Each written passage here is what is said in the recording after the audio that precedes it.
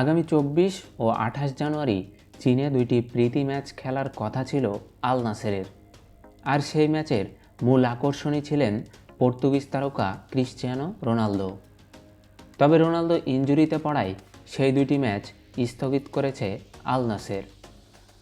সোমবার সামাজিক যোগাযোগ মাধ্যম টুইটারের এক বিবৃতিতে ক্লাবটি ম্যাচ দুইটি পরবর্তী সময়ে ঠিক করার জন্য ঘোষণা দেন। রোনালদোর ইনজুরির কারণে সফর বাতিল হওয়ায় তিনি চীনের দর্শকদের কাছে ক্ষমা চেয়েছেন। রোনালদো এক সংবাদ সম্মেলনে জানিয়েছেন, ইনজুরির ওপর হাত না থাকায় সফরটি বাতিল করতে বাধ্য হয়েছে কর্তৃপক্ষ। রোনালদো আরও বলেছেন, আপনারা জানেন ফুটবলে কিছু বিষয় আছে যা নিয়ন্ত্রণের বাইরে থাকে। আমি 22 বছর ধরে ফুটবল খেলছি। ক্যারিয়ারের খুব কম সময় ইনজুরিতে পড়েছি। সফরটি বাতিল হওয়ায় আমি ও আল নাসের দুঃখ প্রকাশ করছি।